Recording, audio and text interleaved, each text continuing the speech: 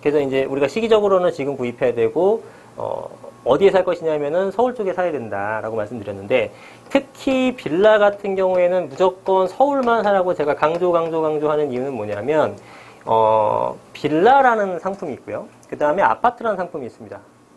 자, 그럼 여러분들한테 국가에서 제공을 해줍니다. 빌라나 아파트를 한 채를 무상으로 제공하겠다. 선택권이 있어요, 여러분들한테.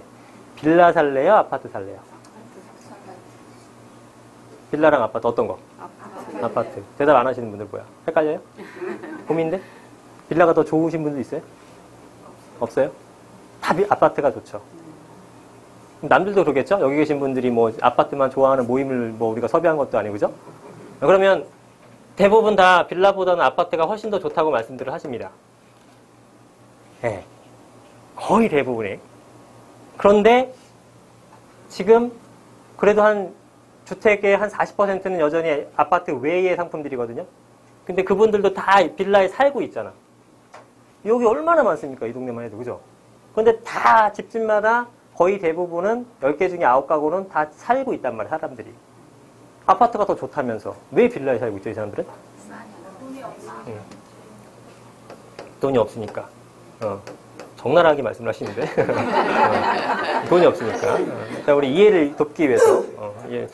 빌라 계신 분들도 계실 텐데, 폄훼하는 건 절대 아니고 이해를 돕기 위해서. 맞아요. 물론 뭐 개인적 취향으로 가시는 분도 있지요. 그렇지만 대부분은 돈이 없으니까 빌라에 거주하는 경우가 일단 많이 있을 겁니다.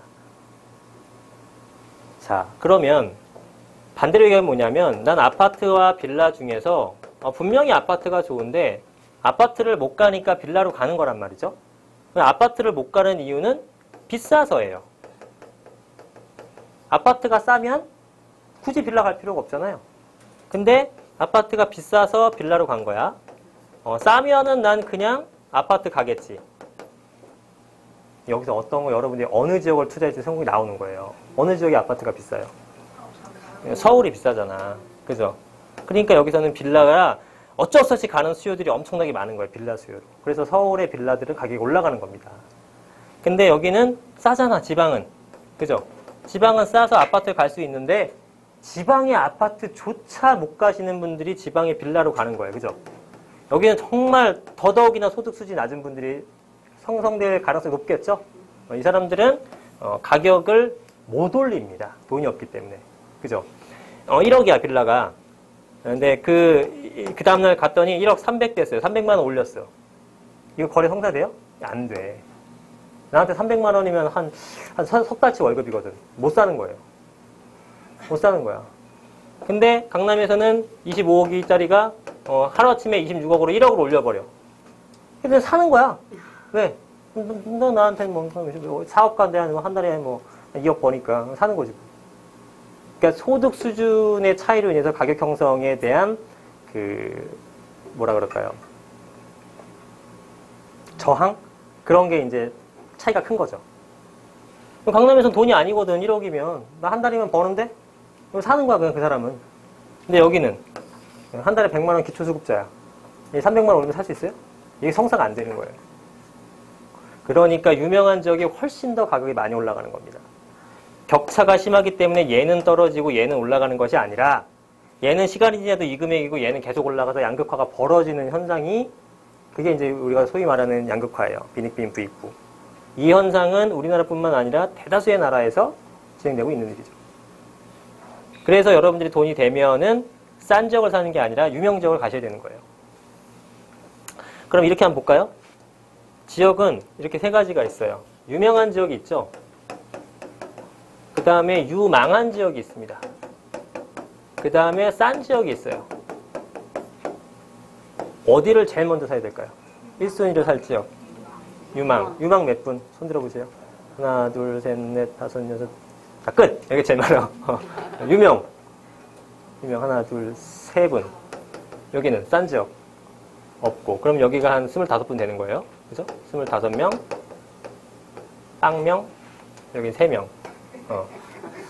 자, 제가 판단하기에는요. 1순위 투자처는요. 여기입니다. 네. 그 다음에가 여기예요. 그 다음에 여기가 됩니다. 방금 설명드렸던 것처럼 싼 지역은 앞으로도 싸요. 싼 지역은 앞으로. 싼 지역이 앞으로 좋아지게 되면 그건 싼 지역이 아니라 유망 지역이지. 그죠? 예, 유명 지역은 우리가 소위 말하는 강남 같은 데 생각하시면 되죠. 강남 지역은 앞으로도 계속 가격이 오른다. 이제 제일 논란이 되는 게 이제 유망 지역입니다. 그래서 어떤 전문가분들은 유명한 지역보다는 유망한 지역을 사라고 말씀하시는 분들도 있더라고요. 저는 반대죠. 그러니까 유망한 지역이 안 좋다라는 게 아니라 자금이 된다 그러면은 유명한 지역 사는 게 얼등이 더 많이 오릅니다. 네, 그건 그렇고요. 유망한 지역을 사시는 거는 대단히 좋아요. 왜냐하면 유명한 지역 사는 거는 우리가 이론적으로 알고 있잖아요. 그래도 못 사죠. 왜 그렇죠? 없으니까. 돈이 없잖아. 우리가 이꼴 났죠. 돈이 없잖아. 그래서 그렇다고 싼 지역 가게 되면은 남들 오를 때 배 아프죠. 네. 요 최근에 3, 4년 전에 사셨던 타이밍 기가 막히게 사셨던 분들도 잘못 산 분들은 4년, 5년 동안에 한 2천만 오르고 3천만 오르고 남들 3억씩 올라가고 있을 때 이 기쁨이 하나도 없어요. 네. 그러니까 안 되고. 유망한 지역을 사야 된다는 겁니다. 유망한 지역은 어때요? 현재는 금액도 적절하죠. 비싸지 않죠? 해볼만 해. 그리고 나중에 가격도 많이 올라. 그래서 자금이 별로 없으신 분들이 투자하기엔 유망 지역이 정말 좋은 거죠. 유망 지역의 하나를 오늘 설명드리는 겁니다. 그게 어디예요? 영등포 지역이라는 거예요. 네. 왜? 금액은 싸게 구입할 수 있고요. 아직은. 그런데 앞으로의 발전 가능성은 굉장히 큰 그런 지역이라는 거죠. 그래서 이 소액으로 투자하는 것들은 이런 이유 때문에 서울 쪽에만 투자를 하셔야 된다는 겁니다. 아파트는 꼭 서울만 고집하진 않아요. 아파트는 좀 더 넓게 보셔도 되는데 일단 빌라 투자에 있어서는 서울 쪽을 계속 투자하시는 것이 가장 좋다라고 말씀을 드리는 겁니다. 바로 이러한 이유들 때문에. 여기서는 유명지역 첫 번째. 돈이 없으면 유망지역으로 가면 된다. 그러면 우리가 하는 것들은 유망지역이 어디인지를 파악하는 게 일단 중요하죠. 그죠? 언제 살지 결정했고 그 다음에 어디 살지 결정하실 때 유망지역 사면 되는 거잖아요. 유망 지역 중에서도 이제 순위를 정해서 그 지역으로 가면 된다는 겁니다. 이제 설명드린 김에 이쪽에 좀 더 설명을 드리자면, 이제 소액으로 하는 것들은 이런 것들이 적합하다라는 거고요. 그리고, 자, 이제 자금이 이렇게 있어요. 뭐 2억에서 4억 있고, 5억에서 10억 있고. 그러면 아파트라는 상품은, 서울의 아파트라는 상품은요, 그냥 안정성 상품입니다. 그죠? 지금 몇 년 동안 무지하게 올랐잖아요. 몇 년 동안 무지하게 올랐기 때문에 앞으로도 그렇게 오른다 그러면 그건 거품이 맞아요. 근데 그렇게 안 오르겠죠. 왜냐면 일단은 매도자들은 싸게 팔 이유는 전혀 없어요. 그렇다고 여러분들이 그 금액을 쫓아가서 사겠어요, 지금? 안 사잖아요. 그러니까 무작정 올리는 것도 의미가 없죠. 네, 그래서 올리지는 않습니다. 그러니까 지금 이게 여러분들은 비싸서 안 사고요. 파는 사람들은 최저 실거래가보다는 밑으로 팔 생각이 없고, 그러니까 괴리가 생기는 거예요. 그죠? 이 사람들은 9억 8천에 최종적으로 팔렸으니까 10억에 팔고 싶고, 여러분들은 9억 8천이 비싸다고 생각하니까 9억에 사고 싶고, 그러니까 금액이 안 맞는 거죠. 그러니까 계속 평행선을 달리는 거죠. 근데 이게 이렇게 쭉 계속 가다 보면은 누가 이기냐면은 매도자가 이겨요. 결국은 추격 매수하는 사람이 나타난다는 거죠. 그건 왜 그러냐면 아주 길게 놓고 보게 되면 설명이 됩니다. 예를 들어서 지금 한 8억 정도 하는 아파트가 있어요. 근데 이게 3년 전에 6억이었는데 2억 올라서 그 사이에 굉장히 비싸게 느껴지죠. 그래서 안 산단 말이죠. 근데 이게 5년 지나서까지도 8억이야. 안 살래요? 사고 싶죠. 네. 그래서 이 기간은 제가 이제 이해를 돕기 위해서 길게 설정한 거지만 이게 1년만 되더라도요. 야, 1년 전 금액에도 하나도 안 올랐는데 덤빈다니까요. 그래서 결국은 매도자가 이겨가 나가게 됩니다. 그래서 다시 가격이 8억 찍고 8억 2천 찍고 8억 4천 찍어나는 현상이 생겨요. 그래서 아까 그래서 제가 그 그래프를 그린 게 이러한 이유 때문입니다. 심리적인 이유, 어떤 여러 가지 이유들 때문에 이렇게 형성되더라. 과거의 데이터를 보니 제 주장이 아니라 그렇게 되는 겁니다. 그래서 급등하는 건 없지만 결국은 올라간다는 거예요. 그래서 아파트 상품은 되게 안정성 상품이라는 거죠. 많이 올라갈 건 없지만 오르긴 오른다. 그리고 황금성이 정말 뛰어난 거죠. 그래서 그런 부분에 있어서 나는 복잡한 거 너무 싫다. 관리하기도 싫다. 다 싫다. 그냥 떨어지지만 않고 올라갔으면 좋겠다. 조금씩이라도 그런 사람들. 꼭 그런 분도 있어요. 투자하면서 떨어지지만 않으면 좋겠어요. 왜 투자해 그러면? 올라갈 거 사야지. 아무거나 사도 안 떨어져요. 웬만하면. 저기 무슨 지방 도시 토지 기획부동산에 걸려가지고 맹지 같은 거 사지 않는 이상은 꾸준하게 가격은 오릅니다. 맹지 사게 되면 30년 동안 안 오른 것도 많아요. 30년 전에 5천만 원 주고 샀는데 지금도 5천만 원이야. 그런데 그거는 안 오른 거예요? 떨어진 거예요? 엄청나게 떨어진 거죠. 그죠? 왜 여러분들 뭡니까? 그 보험이라든가 아니면은 이제 콘도 회원권 같은 거 살 때 지금 한 3천만 원 주고 사시면은 우리가 20년 뒤에 고재산이 3천만 원 돌려드릴게요. 이런 거 많잖아요. 이 사람들이 바보라서 이래요? 20년 전하고 3천만 원, 지금 3천만 원 가치가 완전히 틀린 거예요. 그죠? 엄청나게 수익 내서 이 사람들은 충분합니다. 예, 저도 얼마든지 이렇게 할 수 있어요. 누구든. 네. 예, 얼마 주는 게 문제가 아니야. 그러면은 이거는 명목가격상 안 떨어졌지만 사실 엄청나게 손해를 본 거죠. 예, 꾸준하게 올라줘야 됩니다. 원래 그렇고요. 그 다음에 자금이 좀 있으시면은 그렇고, 그 다음에 이 정도 금액이 있으시면 5억에서 10억 정도가 가진다고 하시면요. 아파트를 강남에 있는 거 좋은 거 사셔도 되고요. 길게 보고. 요즘엔 재개발도 하도 인기 있으니까 뭐 한남이든 성수든 가능할 것 같고, 그 다음에 통건물을 구입하시는 방법도 있어요. 요즘엔 다가구보다는 오히려 다세대가 더 많이 삽니다. 주택임대사업자라는 걸 내기 때문에. 주택임대사업자가 뭔지는 알죠? 예. 주택임대사업자를 내게 장점이 뭐냐면 주택수가 100개든 200개든 관계없이 다 일반 과세를 받을 수가 있습니다. 일반 과세를. 예, 그래서 대부분 이제 하셔야 되죠. 어쩔 수 없이. 예. 그리고 어젠가 그젠가 주거종합복지대책 나왔죠. 예, 제가 명칭은 정확히 모르겠지만 뽑아놓고 아직 읽어보진 않았어요. 헤드라인만 보고. 그거 보게 되면은 2020년부터 임대주택 사업에 대한 의무화를 한다 이런 기사가 나오더라고요. 근데 의무화를 하겠다라는 것은 아니고 2020년까지 지켜보고 실제로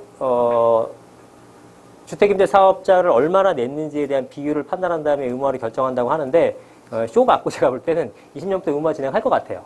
예, 지금은 이제 반발이 세니까 그렇게 언급은 해놨는데 아마 진행하지 않을까라고 싶어요. 자, 그렇게 되게 되면 이제 무조건 해야죠. 나쁠 건 없습니다. 이제 나쁜 점은 뭐냐면 8년 동안 묶인다라는 거, 그죠? 대신에 중과세가 없다라는 거, 그냥 일반 과세 된다라는 거, 다주택이라도.